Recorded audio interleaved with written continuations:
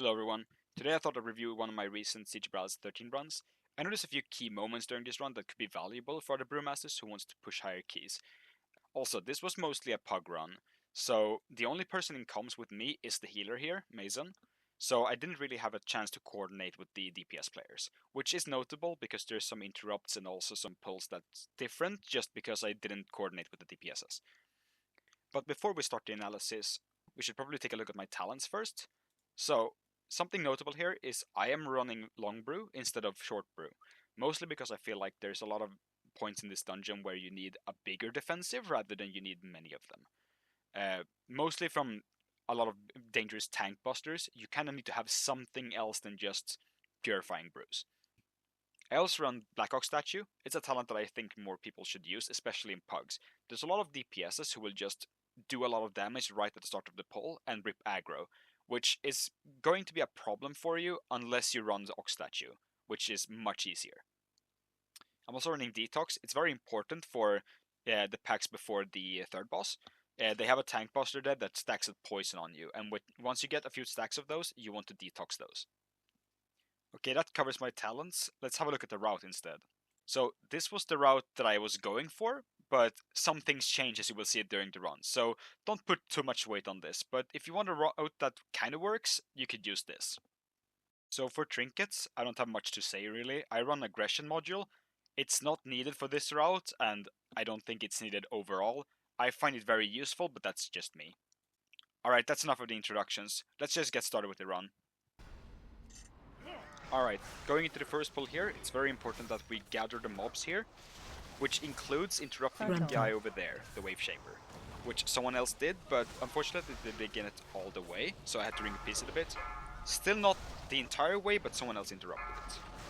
Other than that, you need to be careful where you line the frontal of the Enforcer here. As you can see, I'm tracking the cooldown and there's 2 seconds left.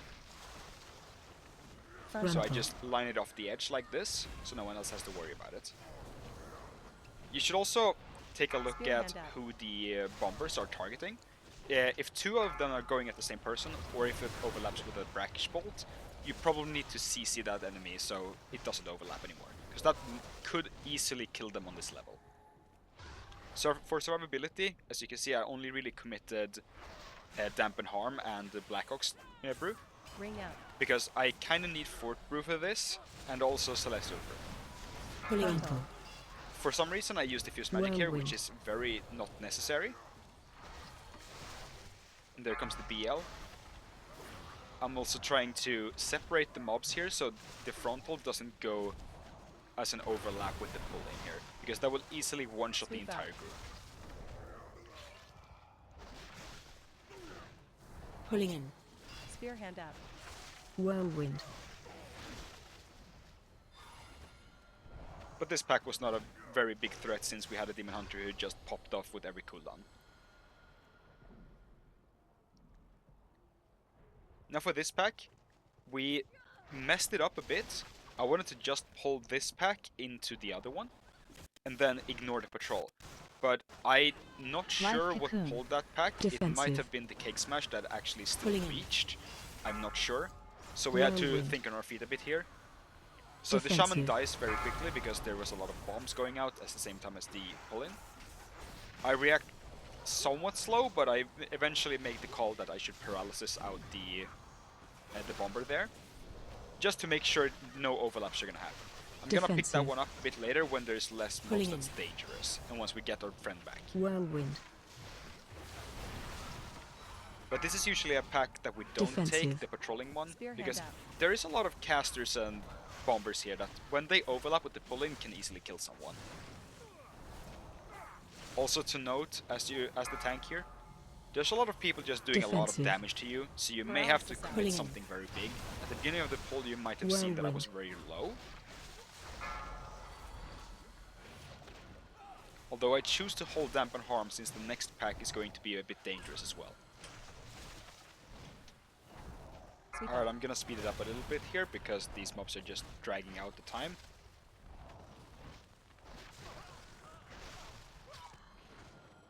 Now we're getting into the first pre-boss pack here. And this pack is going to hurt pretty badly, so that's why I commit Dampen Harm. As you can see, that still put me pretty low. mostly because these guys do the Toothbreaker, Pulling which is in. gonna do a lot of damage to you and reduce your haste. Whirlwind. Which, as a Brewmaster, the haste part is not as big of a problem as just the raw damage. So I really recommend you to commit something like Dampen Harm here. Now, fortunately, this pack died very quickly, so we didn't have to worry about that too much. Now for this next pack. Defensive. Pulling in. Now for this next pack, I didn't really have that much up, so I'm just gonna have to live through with Celestial Brews and Purifying Brews. Which is not that big of a problem, but it makes me get a bit lower than I intended. Now this pack ends up taking a long time since we didn't really have cooldowns, so people are saving it for the boss.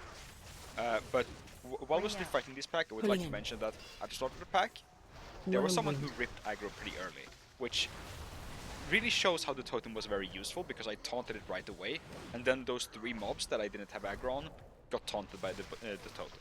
And I know that, like in coordinated groups, optimally, you wouldn't have to do that, but since this is a pug, you kinda really need that backup aggro, that backup taunt, just to make sure that everything stays on you. Alright, time for the first boss, and basically your only job as a tank here is, except for doing damage of course, is just to make sure that the ads never do the frontal into the swirl when he pulls you in. Because that could easily kill someone if it overlaps. So you should ideally be tracking the cooldown as I'm doing, and then lining it away whenever it's about to do the frontal. You also need to pick up aggro on this fight, which it's not a very difficult thing, but sometimes you commit a taunt to the powder shot instead of the melee guy, and if you can't really pick up aggro on that quickly, it can just go one-shot someone. Now here I noticed that one of the zombies is going to explode because we didn't get to pop it in time, which is just something you sometimes have to do, and you have to be very aware that you might need to do that. And you can see that the frontal is just about to go off, so I'm just stepping away from the boss just to line it the other way. Also, it doesn't really happen this time, but as a Brewmaster, you could give Tiger's Lost to a slow player if they're struggling with running away. For instance, if there was a Shadow Priest or something, they're really slow, so you could just give Tiger's Lost, because you don't really need it yourself here. I also paralysis one of the powder shots, so it stays out of melee, which is it's not something you need to do, but it's also just nice to help your healer, because they're probably just kind of have to run around as a healer anyway, so they don't really want to heal up those powder shot shots. Frontal.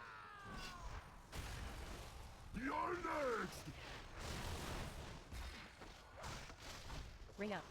Frontal. Paralysis out. Alright, that's first boss done. Now I decide that the packs to the right here, usually I would take them with this route, but since we got that extra pack just before the boss, I'm just gonna skip them instead and do a double pull with the patrol defensive. And these packs are very dangerous for you, especially if you pull the side pack that I intended to do, because these guys throw out a lot of tank busters.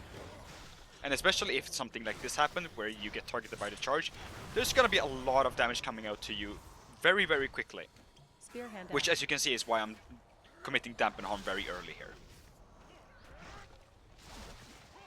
Now, this pack is not really that notable. It's another one of those pull-ins that, if they overlap with a bolt or something like that, it could easily kill someone, so just be aware of that. And as you can see, I leg sweeped here because I didn't want to overlap anything.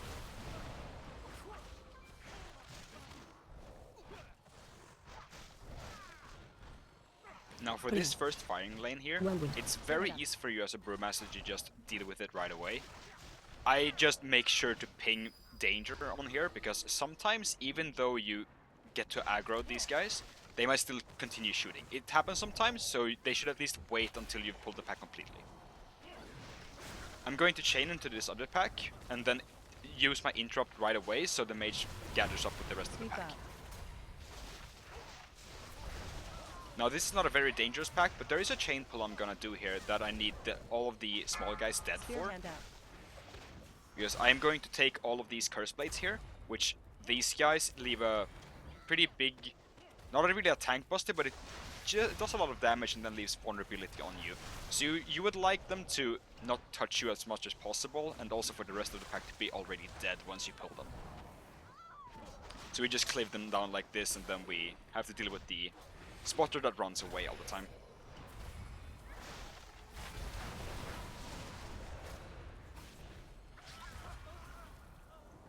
But as long as you keep your distance from these guys and don't pull them into the pack from the beginning, you won't really need to commit anything there. Now this is a pack that can be pretty dangerous, but you really need your defensive for the next pack, which is a mistake I'm doing here. I'm gonna commit Dampen Harm, even though I probably shouldn't. This is gonna make the next pack a bit more annoying, and I probably have to kite it a bit, as you will probably see. Because this Dampen Harm can be much better used next pack, since there's a lot of Cursed Blades who put that vulnerability on you. Run out. And these guys die so fast anyway that it's only really the horse that needs to be interrupted, and everything else dies quickly enough that you could probably just live with Celestial Brew and stagger management. Our forces have lost control of the docks. Spear hand up.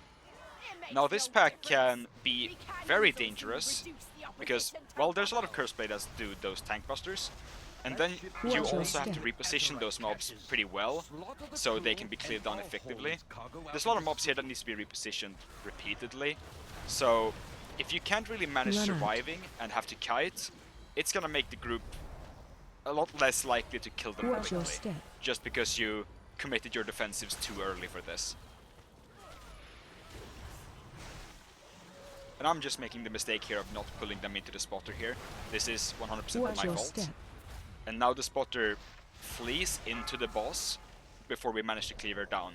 This is something that, yeah, someone could have probably dealt with that spotter, but it's mostly my fault that I didn't reposition the pack correctly. So we'll just have to take her during the boss instead. Very classic case of the tank not positioning well enough, which means a mob takes longer to kill and puts the rest of the group in danger. Especially, like, this is a very good example of that, since the mob actually just runs into the boss. It can even social pull here, I have seen that happen. Now for this boss, as a tank, there's mainly two things you need to do here. First of all, never leave melee of this boss, or it will start one-shotting people. Which can be dangerous when the barrages is coming out, and you might have to, depending on your group's positioning, since it's pugs, you may have to tank one of them rather than jump out of melee. Your other job here is to pick up aggro on these guys and make sure the frontal doesn't put anyone in danger during the barrage. A quick tip here, as you can see, if you stand close to the edge, like exactly where I'm standing right now, there will always be a safe spot either where you're standing or slightly to the left or slightly to the right. Which is, it's not as important for you as a monk because you are very quick, but for anyone who isn't a monk, they can do that without using a movement spell, which is useful. You can also make sure to stack right on top of someone else just to increase the chances of one of the ricochets going into you. It's just less healing for that one person, and sometimes people commit defenses to those, which they probably should, but if they don't get the ricochet on them, they don't need to use a defense, which could be used later instead.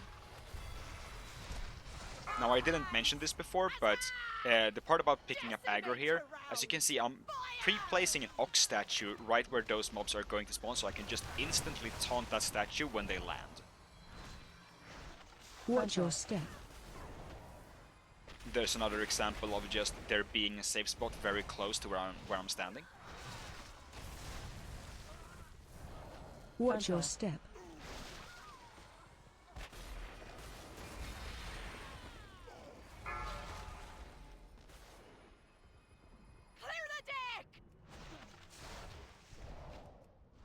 Surprise! I'm actually a panda, not a blood elf.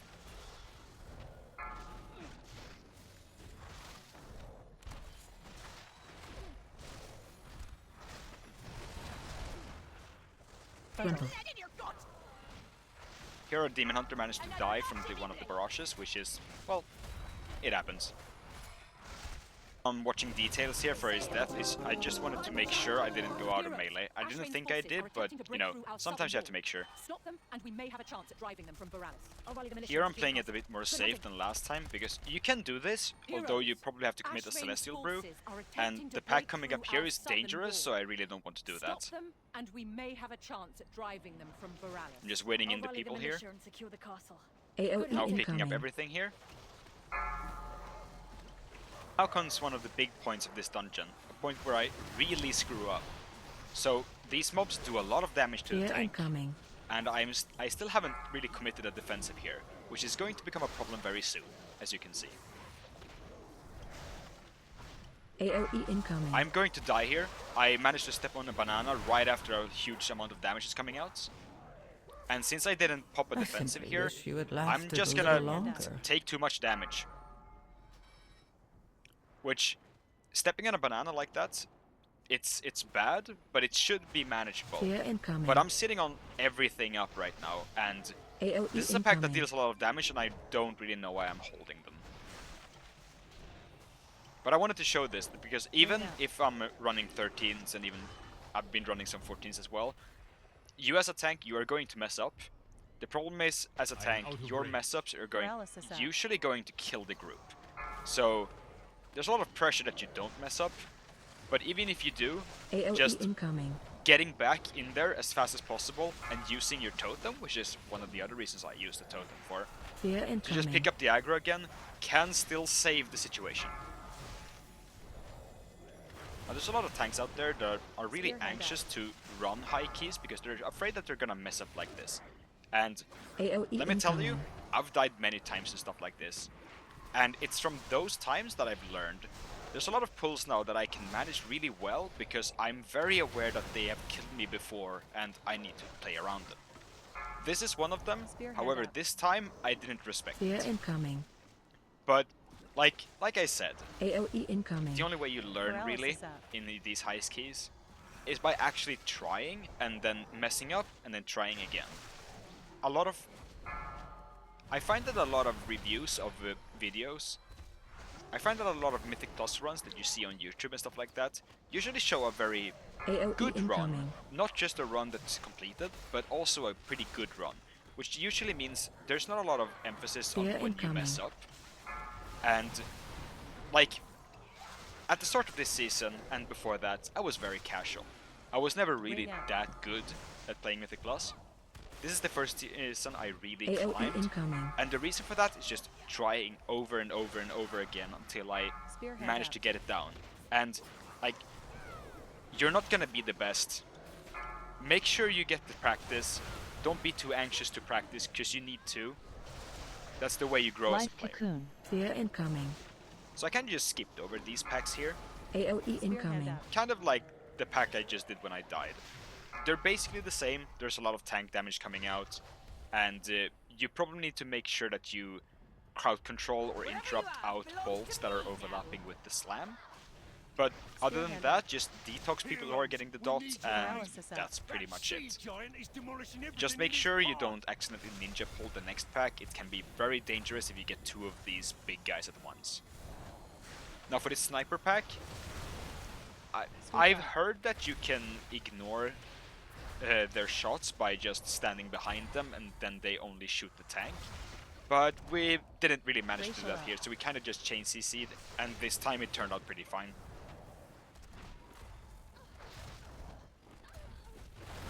So I'm just gonna speed through this pack here. It takes a long time, and it's just repeat packs that we had before, pretty much.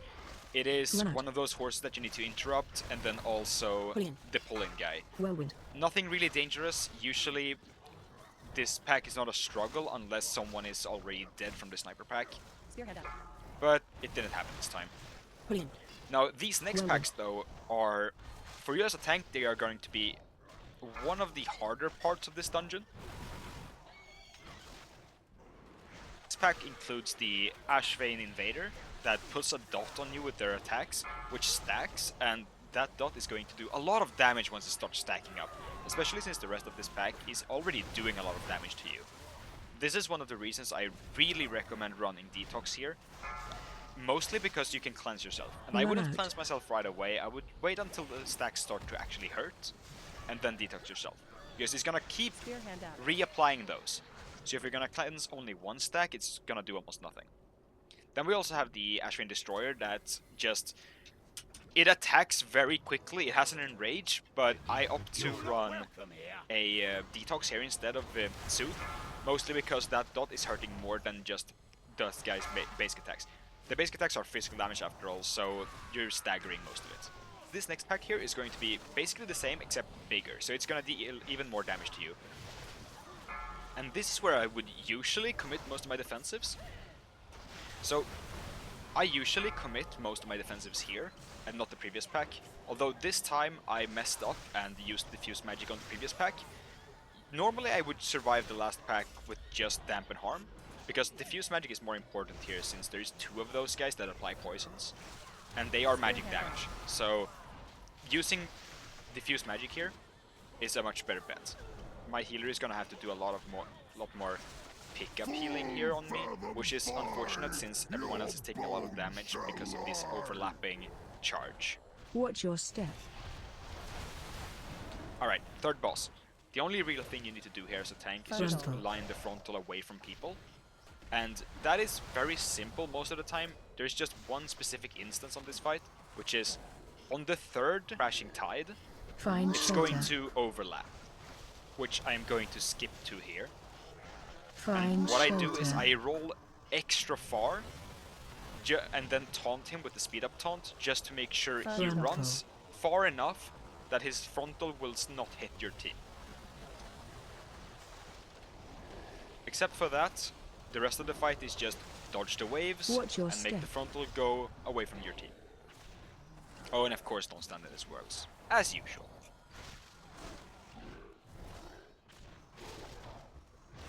Frontal.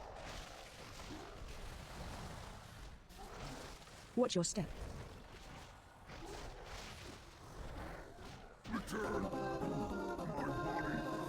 Now for the RP here on the last boss, there is a cannon barrage here that once someone gets down to the boss, it stops shooting, which you will see here that with lighted in air, you can spam it in the air and just skip everything if you have 3 charges. It just makes it easier so people don't have to do the obstacle course. Now I'm gonna speed up the entirety of this boss, AoE incoming. because it's very long and there's not much happening. But the most important part here is we are running 4 melees, so there's gonna be very cramped AoE incoming. space in melee range here, which is why you might see me like stand on a plank just to make sure there is as much room as possible for people. But really on this boss, as a tank, the only thing you really need to do is make sure you are always in melee range of the tentacle that is not holding anyone, or else it's gonna just kill the entire group. As a Brewmaster, you also have access to diffuse magic, which if you get the dot that you needs to be dispelled, you can dispel yourself with diffuse magic, because I don't know, it's one of those things that diffuse magic can dispel. AoE incoming. So it just helps your healer with not having to dispel you. Not that they really need to dispel you quickly anyway, but it's an extra dispel they don't have to do. Also, fun fact, lighted in air, it doesn't really say it that well on the tooltip, but when you have the buff you get after rolling, Range 5. that you can consume to dash, while you have that buff without before you've dashed, you can walk on water, which is specifically useful here. Like, except for in this dungeon, the only other place it would ever be useful is just in overworld content. AoE incoming. But here it's just nice to reposition. Help!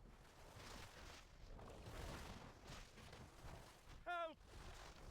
Now I kind of talked over it here, but my team ends up going down a few people. Mostly just fuck-ups. I think one of them got dispelled while inside of the range of someone else. And, you know, it just happens. But at this point, everyone is probably just done with the dungeon, Range since we're basically... like, the dungeon is basically complete. Although I would like to mention that I have seen runs end here, because people are just expecting the run to be over at this point, that they stop caring as much, and then end up making a mistake that wipes the group. And you moral of the story here, a run is not over until it's over.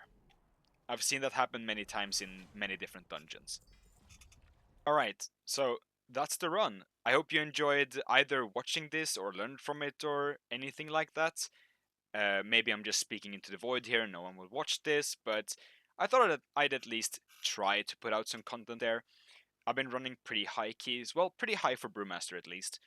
I'm not saying I'm one of the best, but there is very few people putting out some actual Brewmaster content who isn't Equinox or Shaw. And Shaw mostly runs with a full pre-made. Not every one of his runs are, but he does a lot of full pre-mades. And Equinox is just playing on such a high level that it's not really relevant to people who are just not running low keys, but also not running super high keys. I thought I'd at least give it a go with putting my 2 cents out there. But I hope this was helpful at all for you. If there's anything you really want me to go more in depth of, like for instance why I'm using my talents, how I'm doing specific pulls, or why I'm spacing defensives the way I am, how I'm optimizing my brute uptime, or all stuff like that. Or maybe you even want a guide on how to do those jumps with the lighter than air talent. I don't know, just put it in the comments, and maybe if I get some feedback on this video, I might do more. But that was it. Thanks for watching. Have a good one. Also, this was my first video, so please, I don't know, give a like and tell me if I did something very wrong. Thank you.